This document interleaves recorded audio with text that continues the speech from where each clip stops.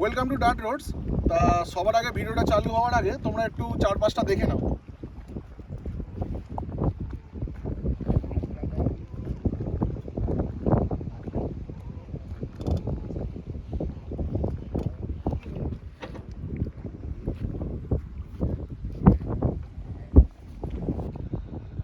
তা লোকেশনটা তোমাদের কেমন লেগেছে? খুব ভালো তো? তা তোমরা এখানে যারা যারা আছো উলবেড়িয়া থেকে কোলাঘাটের মধ্যে, তারা প্রত্যেকেই লোকেশনটা জানো, এটা হচ্ছে বেনাপুর। আর বাকি যারা জানো না তারা ইউটিউবে বেনাপুর সার্চ করবে, নামটা বলে দিচ্ছি BENAPUR দিয়ে সার্চ করবে, তোমরা এই লোকেশনের অনেক ভিডিও দেখতে পাবে। তা তোমরা যদি মনে করো এখানে আসবে, গুগল ম্যাপে খুলবে বেনাপুর, চলে আসতে পারবে। দারুণ জায়গা, নদীর ধারে। মেন কন্টেন্টে ফিরে আসছি, দেখা হচ্ছে মেন কন্টেন্টে। তো মাই বাইক মাই লাইফের এই ভিডিওটা হচ্ছে ব্লগ 4, সেটা হচ্ছে বেসিক আর এসেন্সিয়াল মডিফিকেশান লেভেল 1। তা প্রথম যে মডিফিকেশান সেটা হচ্ছে এই সিলভার এয়ারফ্লাই অরিজিনাল রয়্যাল এনফিল্ডের লেগ গার্ড। তা আমি বলবো এই লেগ গার্ডটাই লাগানোর জন্য রিকমেন্ডেশন করব। তার কারণ হচ্ছে বিভিন্ন জায়গায় after market leg guard use করা হয়, এর ফলে অনেক সময় কিন্তু শক থেকে ব্রেক হয়ে যায়, ফ্রেমের একটা চান্স আছে। তো ফার্স্ট মডিফিকেশানটা হচ্ছে লেগ গার্ড।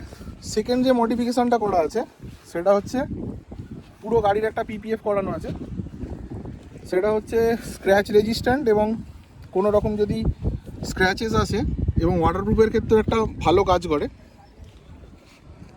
এইটা হচ্ছে সেকেন্ড মডিফিকেশান।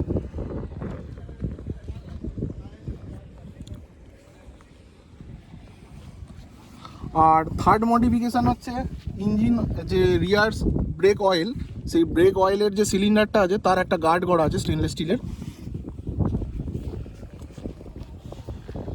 আর একটা মডিফিকেশান যেটা, সেটা হচ্ছে রিয়ার ব্রেকের যে মাস্টার সিলিন্ডার গার্ড, এইটার একটা গার্ড লাগানো আছে স্টেনলেস স্টিলের।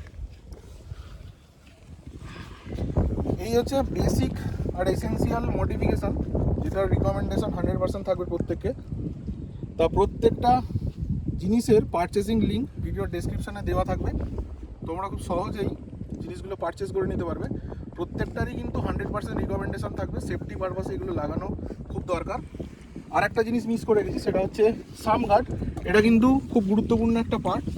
আমি অবশ্যই বলবো যে 100% রয়্যাল এনফিল্ডেরই পারচেস করা দরকার, কেন প্রত্যেকটার কিন্তু ইম্প্যাক্ট যখন কোনো জায়গায় ক্র্যাশ হয় তখন কিন্তু ইম্প্যাক্টটা মেন ফ্রেমের সঙ্গেই যে অ্যাটাচ আছে নাট বোল্ট, সেই নাট বোল্টে কিন্তু ইম্প্যাক্টটা আসে। সেক্ষেত্রে পরে ফ্রেম ব্রেকের ক্ষেত্রে এটা একটা খুব বাজে জিনিস হয়। তো আশা করবো ভিডিওটা তোমাদের ভালো লেগেছে। তো ভিডিওটা ভালো লেগে থাকলে অবশ্যই ভিডিওটাতে লাইক করো এবং কমেন্ট করো, এবং সাথে সাথে চ্যানেলে কেউ নতুন থাকলে অবশ্যই সাবস্ক্রাইব করে দিও। আর বেনাপুরে কেউ যদি আসো অবশ্যই কমেন্ট করে জানিও কেমন লাগলো তোমাদের। আজকের মতো ভিডিওটা এখানেই শেষ করছি, দেখা হচ্ছে নতুন একটা ভিডিওতে। ধন্যবাদ।